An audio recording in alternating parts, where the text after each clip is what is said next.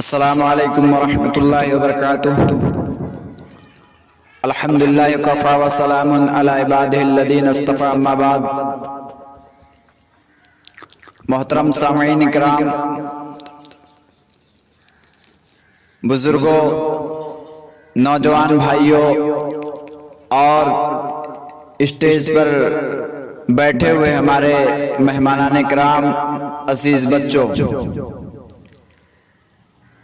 آج ہم اپنے ملک ہندوستان کی آزادی کا جشن منا رہے ہیں۔ آج کے دن یعنی 15 اگست کو ہی ہمارے ملک کو انگریزوں سے آزادی ملی تھی۔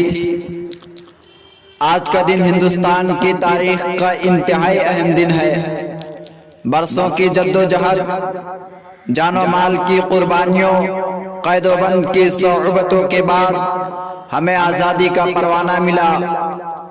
آج 15 اگست کے موقع پر پورے ہندوستان میں جشن آزادی کے تعلق سے پروگرام ہوتے ہیں اور ان میں ہندوستان کی آزادی کی تاریخ بیان کی جاتی ہے، مگر افسوس آج ہندوستان کی آزادی کی جو تاریخ بیان کی جاتی ہے اس میں سچائی اور انصاف کا خون کیا جاتا ہے۔ جنگ آزادی کی تحریک کا ذکر کرتے ہوئے آج ہندوستان کے نام نہاد خیر خواہ لوگ بھول سے بھی کسی مسلمان کا نام نہیں لیتے۔ حالانکہ میرے بھائیوں، ہندوستان کی تحریک میں جس طرح ہمارے ہندو بھائیوں نے محنت کی، سکھ بھائیوں نے قربانیاں دی، اسی طرح ہم مسلمانوں نے بھی اپنے خون سے آزاد ہندوستان کی تاریخ لکھی۔ ہندوستان کی جنگ آزادی کی تاریخ اس وقت تک مکمل ہو ہی نہیں سکتی جب تک اس میں اشفاق اللہ خان کا نام نہ لیا جائے، جب تک مولانا ابوالکلام رحمۃ اللہ علیہ کا تذکرہ نہ کیا جائے، جب تک مولانا محمد علی جوہر کو خراج عقیدت نہ پیش کیا جائے، جب تک ٹیپو سلطان جیسے جوان مرد مجاہد کا ذکر نہ ہو۔ میرے بھائیوں، یہ انتہائی افسوس کا مقام ہے کہ ایک طرف فرقہ پرست طاقتیں ہندوستان کی تاریخ سے مسلمان کے خون کو مٹانے کی ناپاک کوششیں کر رہی ہیں، تو وہیں دوسری طرف آج کے مسلمان نوجوان کو بھی اپنے اسلاف کی تاریخ اور جنگ آزادی میں ان کے کردار کا کچھ بھی علم نہیں ہے۔ حضرات، جسے اور جدھر ہانکا جا رہا ہے وہ اسی رخ پر چلا جا رہا ہے۔ میرے بھائیوں، آج برادران وطن کو یہ بات بتلا دیجئے کہ مسلمان ہندو ہمیشہ سے اپنے ملک اور وطن کا وفادار رہا ہے۔ ہمارے نبی صلی اللہ علیہ وسلم جب مکہ کی سرزمین سے رخصت ہو رہے تھے، اہل وطن کے ظلم و زیادتی کے سبب اپنا وطن عزیز ترک کر رہے تھے، تو اس وقت آپ کی آنکھوں سے آنسو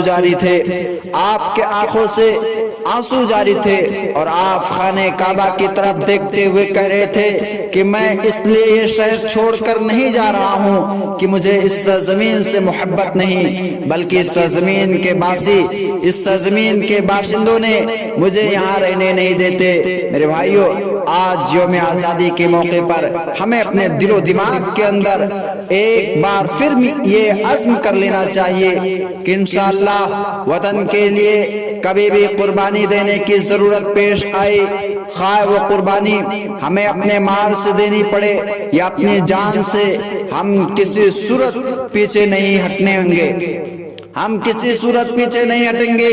یہ ہمارے اسلاف